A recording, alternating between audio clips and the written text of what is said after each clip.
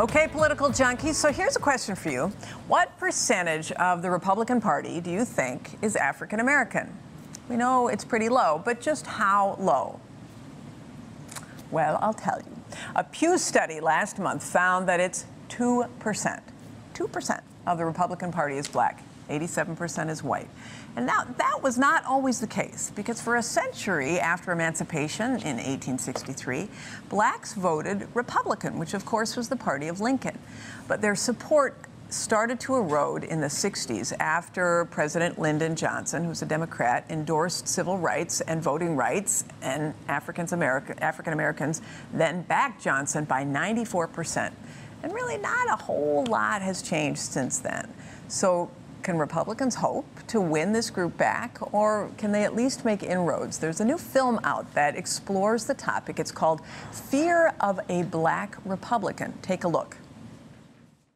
Do you plan to campaign in urban areas, and what is your plan to support the vote of the African Americans?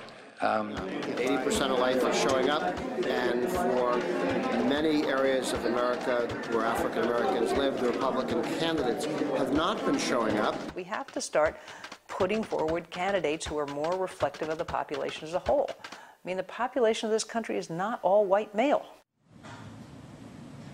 Well, joining us now from Tucson, Arizona, is the director of that film, Fear of a Black Republican, Kevin Williams. Kevin, thank you so much for coming inside the War Room.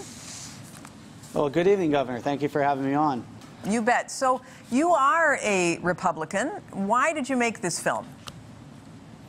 Well, at its essence, my wife and I, when we first bought a house in our hometown, Trenton, New Jersey, we started paying taxes, started going to city council meetings, and realized over time that all our elected officials from the city council level to county to state to federal, all were Democrat all the way up to President Bush.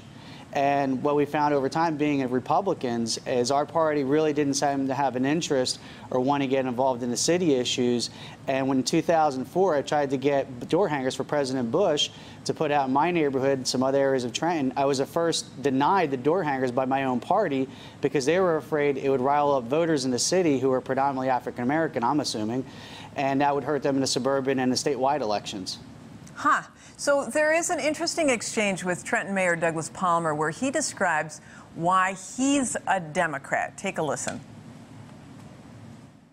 Well, how did you become a Democrat?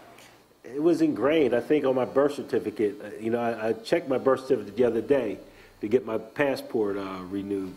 And I think on my birth certificate it had, you know, Negro, Democrat. I love that. Can Republicans really expect to win over black voters? I think over time they can. It's not going to happen overnight. But what we're finding through showing the film, we have Q&As afterward, there are a good number of African Americans across the spectrum, middle class, upper middle class, and even lower classes that are interested in a second option, and they just never been presented it. I'm not going to tell you that they're going to think about voting a Republican next week, but they want to start getting a second idea of what could be done to improve the cities, to improve urban areas, and also start addressing African American issues, which they don't feel are presently being addressed.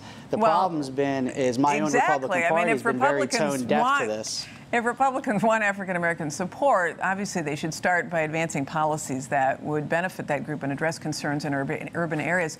In the film, former Massachusetts Senator Edward Brooke makes the point that if one group is assumed to only vote one way, politicians of all stripes are going to be less responsive to that group. A very important point. Take a listen. You get corruption in government when you don't have a vital two-party system, some balance monitoring the other party. You don't get the debate whose version of a particular issue is being ignored because they don't have to. They don't need you. They can do it all on their own. They got all the votes. Where's the balance which was intended by the two-party system?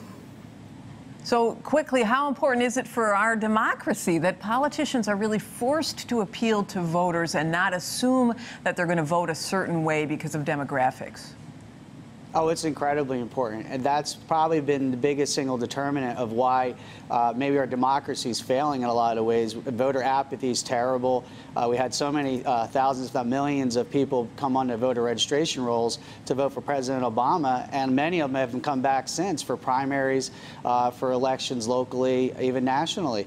And that's one of the frightening things over time is if we don't get both parties involved in the cities, really fighting it out, Muhammad Ali versus Joe Frazier, if you will, it's not really going to be possible to improve the lives of people who live in urban areas, but also folks in suburban areas need to care about this issue too, because they're the ones who are paying a lot of property taxes, a lot of other taxes to help in urban areas, and they're not getting much on that return. And you can't leave it just to the people who live in the cities.